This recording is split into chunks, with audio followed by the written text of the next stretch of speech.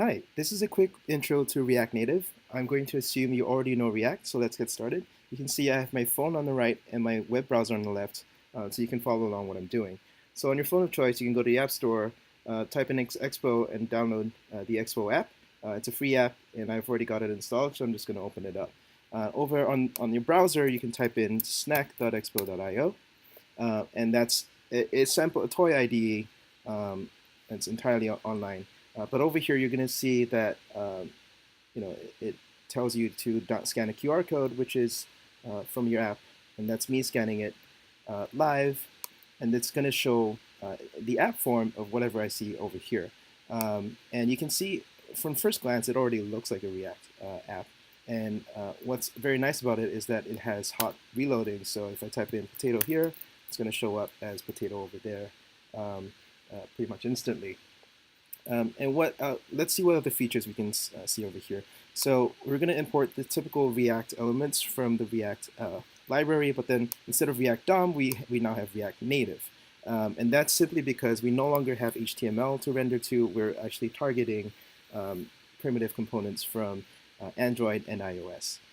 So specifically, that's going to mean we no longer have div tags. We now have view tags over here. And these are just empty boxes, exactly like div tags. And just to illustrate that example, I can type in the styling over here. So everything now is inline styling. And that's also a departure from typical React. So let's just say I'm going to set the border width over here to 1. And you can see that this gives you an example of like the invisible box that a div tag would also have in HTML. P tags are now text tags, and strings can't just be naked by themselves. They do have to exist within a tag. And all the other typical rules of React do apply as well. So that's a very quick intro. We also have other elements that React Native exposes as well. So this is the button. You can see here we define a class element. Doesn't matter what we call it, doesn't matter what it does, but we can attach it to an onPress event. And if I go over to my phone and I type press me, it does as we expect. It also has another handy one is the image tag, which is over here. I just sort of drag that in. You can see that images import from source, which is not a string. It's an object with a URI, and you can add styling inline as well. So that's very awesome. But what else do we want to know?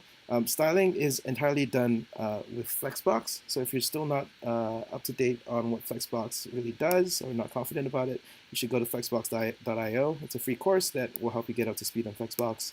Highly recommend it. If you want to know what other native components are exposed by React Native, just head over to the docs. You can see all these guys.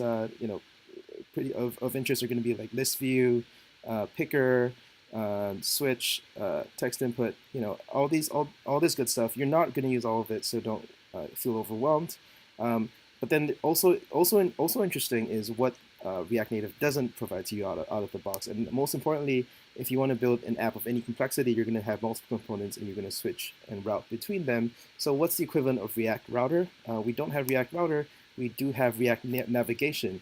Now this is a source of an area of active development. And what I mean by active, the React community has basically only settled on React Navigation as its official library as of May 2017.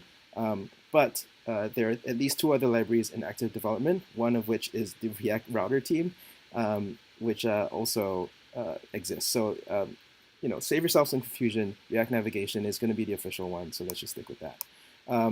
The other thing I did also want to recommend is everything here looks pretty plain, and you'd have to do all the CSS yourself. Obviously, the question then becomes, what is the bootstrap for React Native?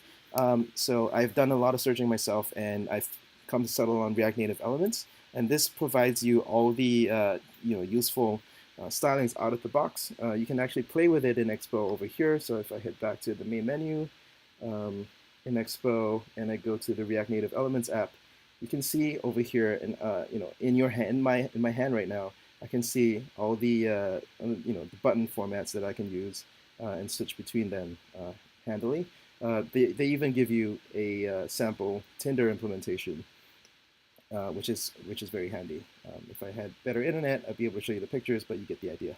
And then lastly, if you do want to sort of scaffold things, you should install Create React Native app, which is similar to Create React app.